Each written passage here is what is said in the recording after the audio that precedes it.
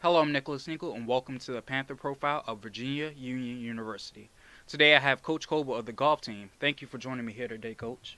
Well, thank you for having me. Glad to be here. Now, you're receiving the Ike Granger Award. So, can you tell us a little bit about that, and how did you get to that point?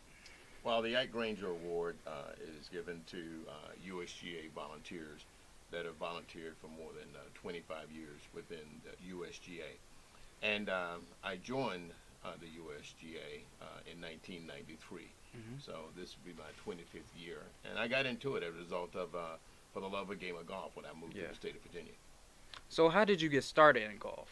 Well, I got started in golf at a very early age of Hmm. 9 years old in Mebane, North Carolina, which Mm. is where I was born. And I caddied on a 9-hole golf course called Dogwood Golf Course, which at the time, back in the 50s, was Hmm. a segregated golf course. And all I could do was caddy. And we played on the way home, uh, sneaking on the course. But we were not allowed to play on the course. But I still had a great love for the game. So, what really interested you about golf? The challenge is me against the elements, Hmm. and that's the golf course. And also playing by the rules of golf.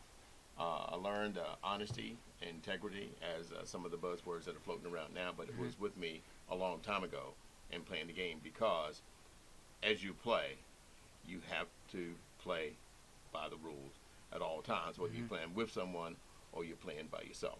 And I use the analogy of what is the difference between golf and baseball. Hmm. Baseball, 3 strikes you're out, but you can foul the ball as many times Yeah. until that third strike is called. Yeah. But in golf, you have to hit all of your errant shots and Yeah. count all the strokes. Yeah. So, how important is the short game? Well, the short game is paramount. That is the most important part of the game. You say drive for show and putt for dough. Mm. And that means that if you can hit the ball a long ways, but can you get the ball in the hole? Yeah. And I think about the short game is chipping and putting, and from 100 yards in, that's where the scoring really begins in the game of golf. So, what are some of the iconic courses you have played on over your lifetime? Mm. Pebble Beach Mm. comes to mind. And as a USGA rules official, working with the TV escort team, the benefit of volunteering is that you get a chance to play the course the Mm. day after under the same conditions as the tour players played Mm. it. So played Pebble Beach, Shinnecock, Torrey Pines, Ooh, that's Oakmont, classic. and and Pinehurst number 2, Mm. which is my again one of my favorites. And I played Medina in Chicago, and also the one in New York, Westchester Country Club. Okay. That's where they had the U.S. held the U.S. Open a number of times. But those are some of the iconic courses that I've had a chance to play. So the upcoming the season's upcoming. So what are some of the coaching goals and the goals you have for your players? The goals I have for the players, one is get the ball in the hole. Yeah, of Uh, course. But we had a meeting last week, and I went around the room and asked each one of the players, what are your goals? And the goals, one, to play better, to be more consistent, Hmm. and to stay focused to win the CIAA championships. We finished second last year, and I've been here going to my 4th season now.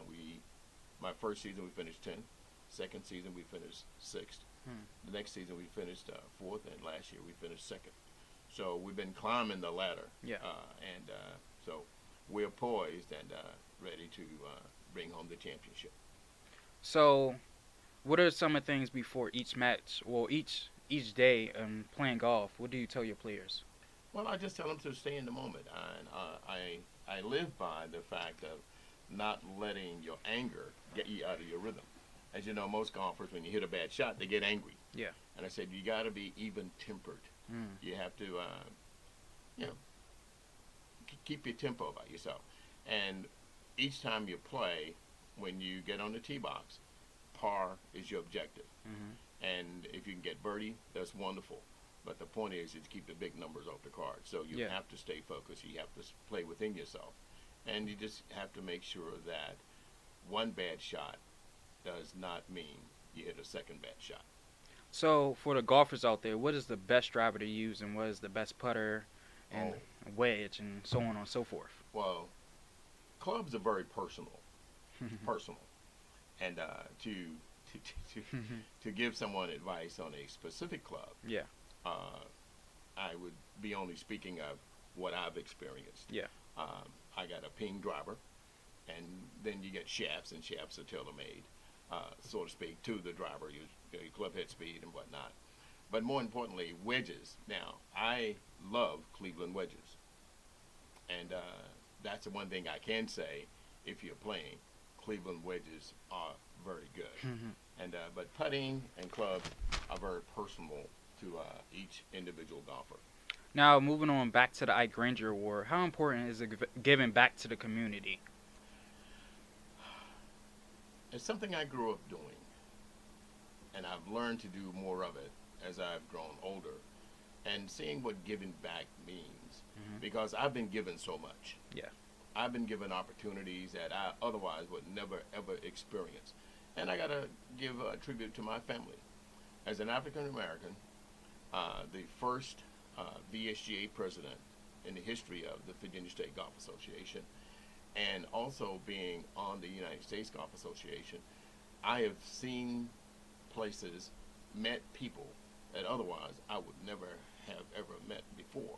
But I also enjoyed the experience, and volunteering. It's doing something unselfishly, doing Yeah. something that you're not paid for directly, Yeah. but indirectly, all the other benefits are absolutely incredible. So yeah, that's the best part of giving back. It's always key to give back to your community because where you came from, you gotta give back into it, so you can see your community build over time. Yes, that is absolutely correct. And of course, I haven't been back to my hometown in a while, but I do still have family there, and I do get back to North Carolina quite often. And a lot of our tournaments in the CIAA are played in the state of North Carolina. That's good. That's good. Thank you for joining me today, Coach. I'm Nicholas Ingham. I'm signing off. This has been the Panther Profile.